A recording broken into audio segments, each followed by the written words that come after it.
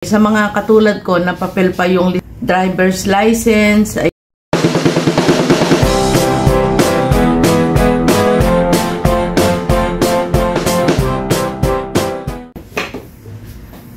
guys! Another day, another vlog.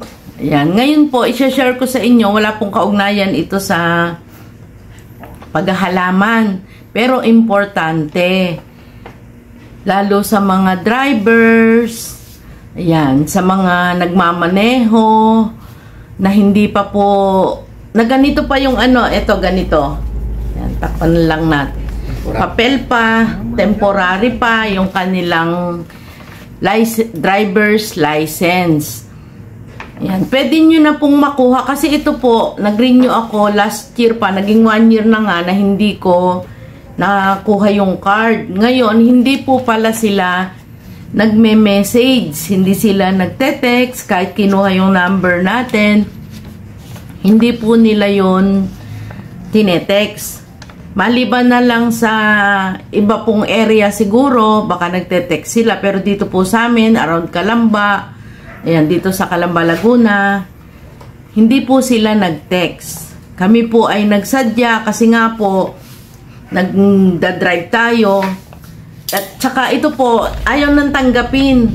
Yung ID na to, ayaw nang tanggapin sa ibang, like sa bangko.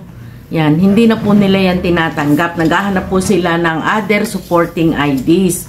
Ngayon, naisipan po namin pumunta ng LTO, Calamba, Laguna. Yun, nagulat po kami kasi ang bilis naman. Pinakita ko lang to sa guard, tinuro na agad kung saan ako pupunta. And then, mga wala pang, baka nga po wala pang 3 minutes yun. Pinag-antay lang ako.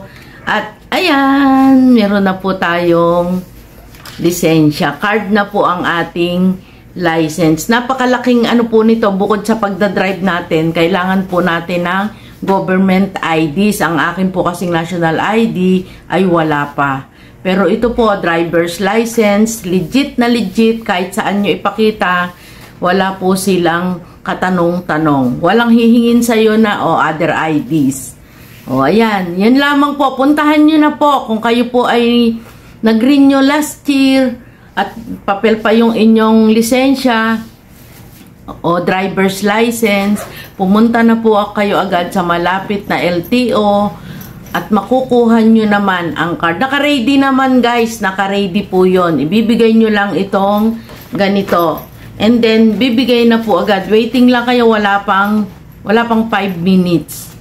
Yan, dahil pumunta ako Thursday, walang masyadong tao.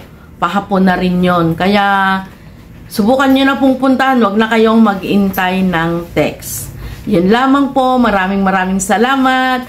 Drive safely. Live life differently with driver's license. May halaman pa rin po tayo, hindi mawawala yon.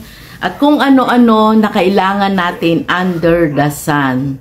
Ayan, sa pamumuhay, araw-araw, isasama na po natin sa ating pagbablog. Kaya wag niyo po akong kalimutan, i-like and subscribe ang ating channel, Plantita Verde PH. Maraming salamat po.